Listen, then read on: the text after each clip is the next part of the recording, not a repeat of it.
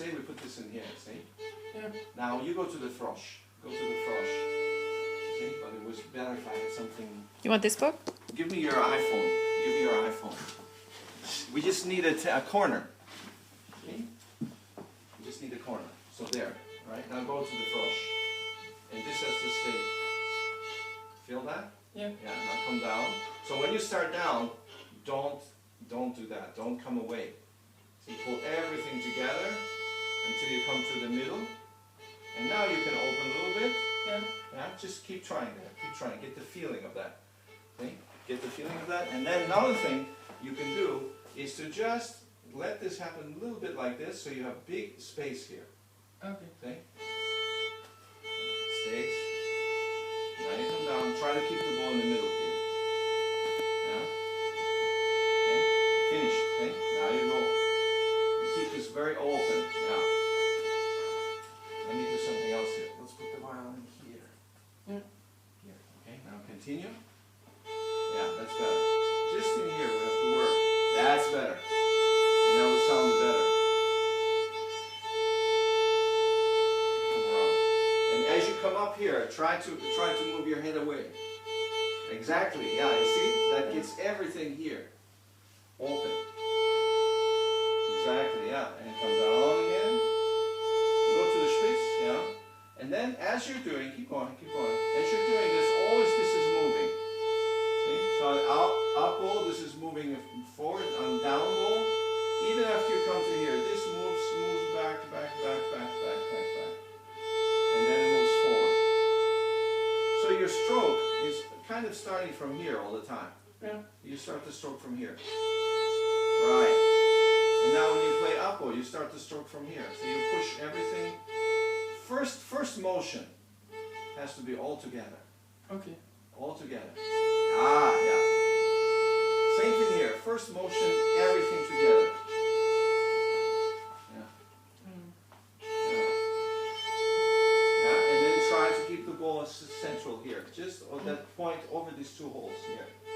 Over those two holes, yeah. And push. Right. Yeah. And let the weight of the ball, feel how heavy the ball is by itself. Yeah. Because you're also lifting the ball a little bit all the time like this. See? Let the ball, let the weight of the ball, weight of the arm. Oh, sure, a little bit, see? If you come into here, I'm exaggerating a little bit. See? Okay? Yeah. If you watch many players, you'll notice something to look for is where the elbow is at the frog.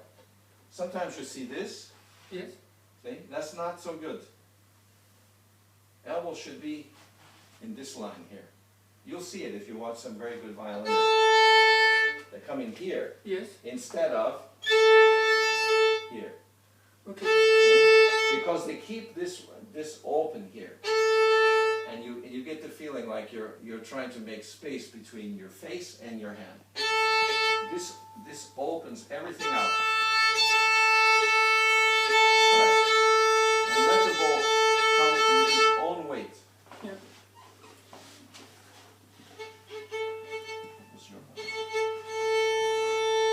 That's better. That's sounding better. Yeah. That's better. Good. And then, see, what I want you to feel is a lot more freedom in here. So that's enough. That's why I move the violin. Look at. I'm trying. What I'm doing is putting the strings on the line of your shoulder. See the line of your shoulder? Yes. Put the strings on that line. So you have this exactly. Now when you go to the frog, that's it. Now you're going to be able to feel more freedom in here. See? Because if you're here, you're usually here. Yes. Now you don't have as much room, so much freedom here. Okay. If you put this here, Yeah. now suddenly, you see? You have more space. Mm-hmm. Yeah, you feel more free. Sometimes it slips actually when I'm too on the side. Yeah, that can be that also can be this idea. Where's my phone? You know, when you play without a shoulder rest, you have to rest this part of your violin on the collarbone. See, on this part of the collarbone, it's kind of flat here. Yes, yes. See? Okay. So I put the violin, look at some of this collarbone, and look at how the violin is not turned that way, see? Yeah. It's flat. And then, to hold the violin also, don't feel like you press down. Just turn your head. Turn your head. And this holds the violin. If you Okay. need to hold it, see? And puts it rather more flat than you have it usually. Right. And this is important too. I'm getting a lot of things now, right? To show you how this all works together. Because this arm, basically, to be in the right position with your violin, should form like a 90-degree angle to the back. See? It should come in, if I take a bow and do this, Okay. yeah? Yeah. That would be the best position, basically, for your arm. Right? Would be there. Even if I come up here, you see, it's still, right. It has some ability to move this, it has to move this way and that way. But this is the best because you want to be in the best possible position on your finger. Yes. If you're too much like this, now you're too locked. You don't have time to adjust. You're locked, blocked. Okay, yes. You can't, once you put your finger down, it doesn't want to change.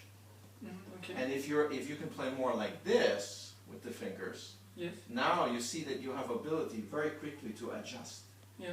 So this all works in one place. Now, if your violin is like this, now the best possible position for your arm would be here, which Yes. would not be, that's not good. See, that's impossible. If you do this, if your violin is like this and your arm is in a natural position, now you're kind of on this part of You your have finger to do that, yeah. instead of being here.